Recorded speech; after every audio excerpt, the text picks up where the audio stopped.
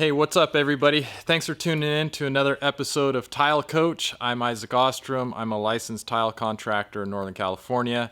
I'm also a licensed General B contractor. I've been licensed since 2002 in the state of California. Today I want to take some time to show you my preferred method for cutting Schluter profiles like this A100 profile that you see here.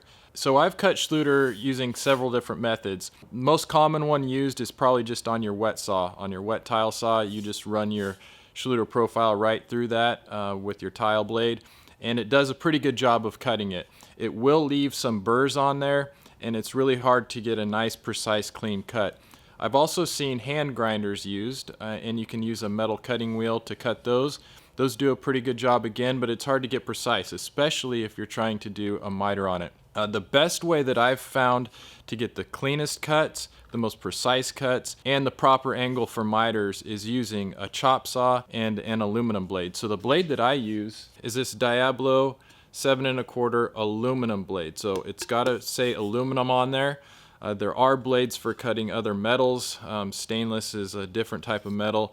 This is for cutting aluminum. So make sure the Schluter profile you are cutting is in fact aluminum. They do have stainless profiles, but most of their profiles are made out of aluminum, and it's pretty easy to tell. They also have PVC, which are really easy to cut too, but this is specifically for cutting the aluminum. I would say 90% of Schluter's profiles are made out of aluminum. So let's get started. Okay, so the first thing I'm going to cut is this A100 profile. These cut pretty easy, and I'm just going to do a straight cut to show you how well they cut.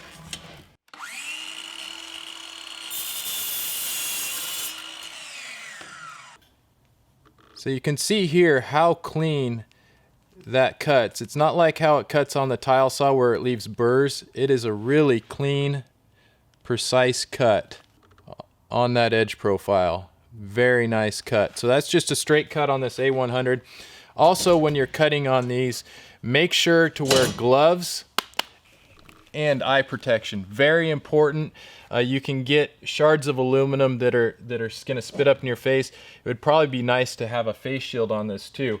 I have had some of these profiles catch and they want to fling around, so be very careful, especially if you're cutting close to the edge of a profile. If you're just hanging on to a little bit of it, be very, very careful of the profile getting caught and spinning. So now that I've done that, I'm actually going to do a 45 miter on. I'm going to do a 45 miter on this RO100 profile. So let's give this a try.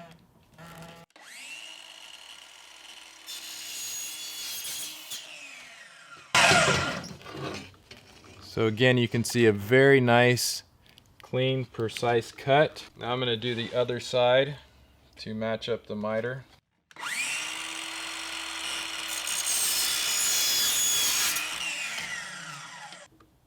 And again, a very nice, precise 45, a perfect 45 for that miter. So now these two pieces would fit together just beautifully. So that's the result you get when you are able to miter these pieces.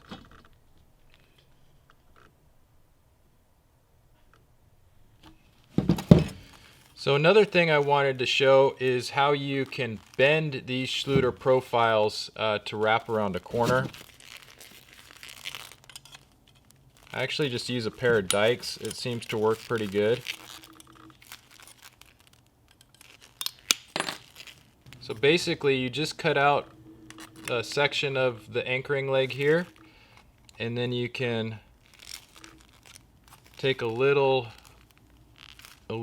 V notch where you want the bend to start. So you can see the little notch that I cut out right there. So I'm going to take that and then just bend the profile.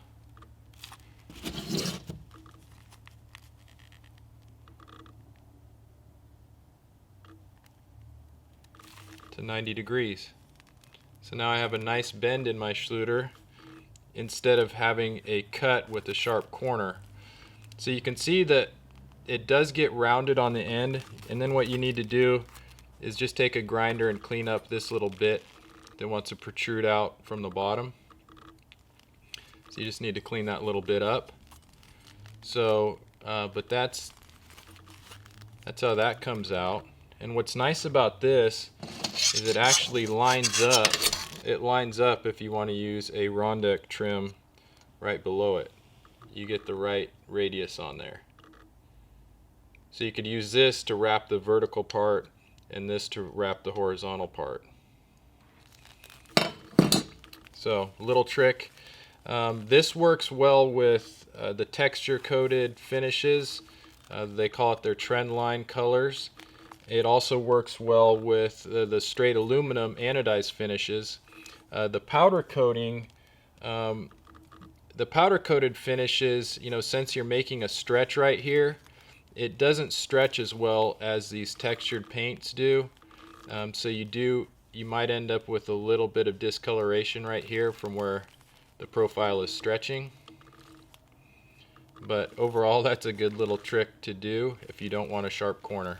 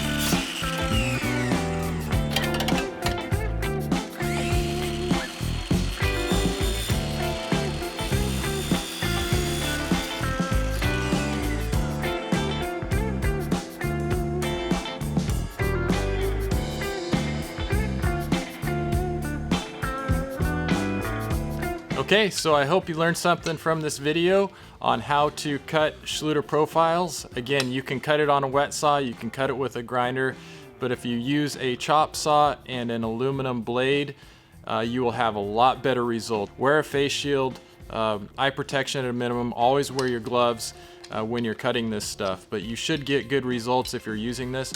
I know a lot of tile setters that are using just a cheap like Ryobi little chop saw. You just need the 7-inch chop saw, and keep that in your truck just for setting Schluter. So stay safe out there, my friends. Try to stay positive. We are going to get through this coronavirus outbreak, but we all need to do our part. And if you're working in the trades, be extra careful when you go out. People still need our services, but just be very mindful of where do you really need to go, who do you really need to see, and what do you really need to do during these times when we should be very careful. But I'm still here. I'm still going to be making these videos for you. And leave your comments in the section below of what you thought of this video. Make sure to watch the next video coming up. And I love you guys. I love being your tile coach. We'll see you on the next video.